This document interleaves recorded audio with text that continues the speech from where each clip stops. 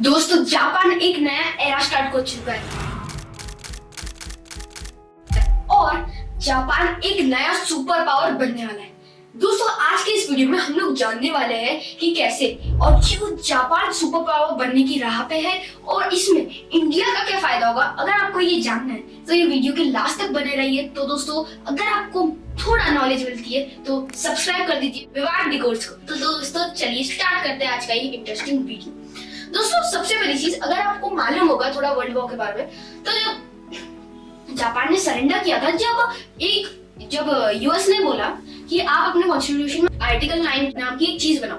दोस्तों आर्टिकल 9 क्या होता है जापान की कॉन्स्टिट्यूशन? वो ये होता है कि जापान अपनी आर्म फोर्सेस बहुत ज्यादा नहीं रखेगा, बहुत कम रखेगा, और वो सिर्फ सेल्फ डिफेंस के लिए रखेगा और ज्यादातर सेल्फ डिफेंस यूएसए ही करेगा और जापान बिल्कुल भी अटैक नहीं करेगा। पर दोस्तों उसके बाद शिंजो आबे आए और उन्होंने ये 2023 के अंदर तहस नहस कर दिया। ये जो आर्टिकल 9 था, इसके अंदर इन्होंने बोला कि अगर जरूरत पड़ी और यूएस मदद नहीं कर पाया तो जो जापान है वो सेल्फ इंडिपेंडेंट बनेगा और वो अटैक भी कर सकता है जब जरूरत पड़े खुद को डिफेंस में लाने के लिए। और दोस्तों मैं क्यों बोल रहा हूँ कि जापान एक नया एरा स्टार्ट कर रहा है? मैं इसलिए बोल रहा हूँ क्योंकि जापान ने एक $52 बिलियन अपने डिफेंस बजट के अंदर डाल दिए और उसका टारगेट है हर साल जो है 2% अपने जीडीपी का जो डिफेंस बजट में डालना है। और दोस्तों अभी स्टार्ट करते हैं मेन वीडियो। दोस्तों इस चैप्टर के अंदर हम लोग जानेंगे कि कैसे जो है जापान अलग अलग प्रोडक्ट्स इंडिजिनियसली बना के या फिर किसी के साथ पार्टनरशिप में या फिर इंपोर्ट करके जो अपनी मिलिट्री फायर पावर को बढ़ा रहा है। तो दोस्तों चलिए स्टार्ट करते हैं first chapter, being secret super power. Chapter 1। दोस्तों जो जापान के पास F2 सीरीज के प्लेन है उसको रिप्लेस करके यूके और इटली के साथ जापान FX सीरीज के जो फाइटर प्लेन्स बना रहा है, वो बहुत ही यूजफुल होंगे जापान के लिए और एयरफोर्स की पावर बनाएंगे। और दोस्तों दूसरी चीज आती है लॉन्ग रेंज मिसाइल्स। दोस्तों ये सरफेस टू शिप मिसाइल्स है 1000 किलोमीटर प्लस की। और दोस्तों ये कुछ जापान खुद भी बना रहा है और यूएस की टॉमाहोक मिसाइल इंपोर्ट कर रहा है। और दोस्तों जो एयरक्राफ्ट करियर, वैसे एयरक्राफ्ट करियर नहीं बोल सकते, हेलीकॉप्टर करियर। तो दोस्तों जो हेलीकॉप्टर कैरियर्स हैं जापान के पास बहुत सारे, उसमें से 3 है, जेएस इजुमो, जेएस कागा, जेएस कुमारू। दोस्तों ये जो 3 है इसको अपग्रेड करके एयरक्राफ्ट करियर बनाया जाएगा, है ना।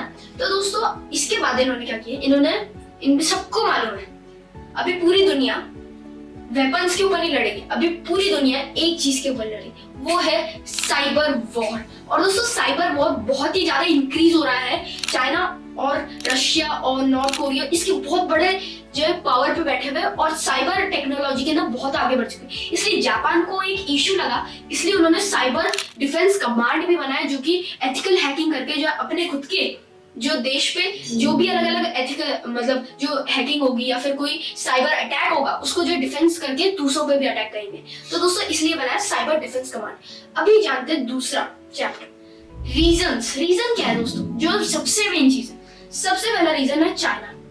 दोस्तों चाइना मतलब जापान के पास एक सेनकाकू आइलैंड है, उसको चाइना क्लेम करता है खुद के हिसाब से और उसको बोला गया है चाइना के द्वारा डियाओ आइलैंड। तो दोस्तों ये एक बड़ा लैंड कॉन्फ्लिक्ट है जिस वजह से जापान को थ्रेट्स लगते रहते हैं कि चाइना कभी भी हमला कर सकता है सेनकाकू आइलैंड्स पे या फिर जापान पे। और वो बहुत सारे जो है फाइटर प्लेन्स जो जापान के ऊपर से उड़ाता रहता है बहुत बार। और उसके बाद ताइवान का भी एक इशू है, जापान ताइवान को रिकॉग्नाइज करता है और चाइना नहीं करता। चाइना तो चाहता है कि वो हमारे अंदर है। तो दोस्तों इसलिए एक और इनडायरेक्ट कॉन्फ्लिक्ट बन सकता है। और दोस्तों अभी जानते हैं दूसरा क्या प्रॉब्लम है। दूसरा प्रॉब्लम है दोस्तों सबसे मेन नॉर्थ कोरिया। दोस्तों नॉर्थ कोरिया बहुत सारी मिसाइल्स जो टेस्ट करता रहता है, चाहे वो आईसीबीएम हो, चाहे वो कोई भी मिसाइल हो अलग अलग टाइप की सुपरसोनिक मिसाइल हो। तो दोस्तों वो जो मिसाइल्स रहती वो बहुत सारी मिसाइल्स जो है उसमें से जापान के ऊपर से डालता है। तो जापान को एक थ्रेट रहता है कि एक दो अगर मिस लॉन्च हो गई और जापान के ऊपर गिर गई तो ये एक बड़ा थ्रेट है। इसलिए डिफेंस सिस्टम जो है डेवलप कर रहा है जापान। और उसके बाद जो नेक्स्ट थ्रेट है रशिया। दोस्तों रशिया के भी एक और बड़ा एक है कॉन्फ्लिक्ट कि जापान का एक आइलैंड, एक कुरिल आइलैंड, उसको जो है रशिया क्लेम करता है क्योंकि उसके अंदर बहुत ज्यादा एनर्जीज गैसेस है जो रशिया को और ज्यादा पैसे देगा। तो दोस्तों ये एक और लैंड कॉन्फ्लिक्ट है। और जो जापान है उसने एक सीख सीखी है, जो रशिया वो से यूक्रेन वॉर था उसके अंदर रशिया ने जो है जो पीस ट्रीटी हुई थी उसको तोड़ दिया और फिर वापस जो युद्ध चालू हो गया। और दोस्तों इससे ही सीख के जो है उन्होंने सीखा कि अभी पीस ट्रीटी चल रही, कभी रशिया को अपना फायदा देके जापान नहीं आता तो पीस ट्रीटी तोड़ नहीं सकता, उसके पास इतनी पावर है, इनफ पावर है उसके पास।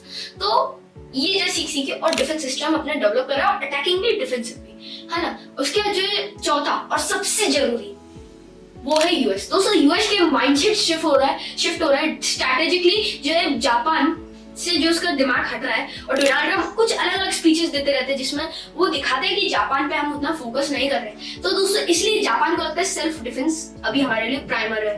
तो दोस्तों अभी जानते हैं इनका विजन क्या है। दोस्तों इनका विजन है कि इनको नेटवर्क बनाना है, नेटवर्क डिफेंस सिस्टम बनाना है जो अलग अलग टाइप के, जैसे आर्मी, नेवी, एयरफोर्स, इन सब का ट्राई कमांड, उसके बाद साइबर।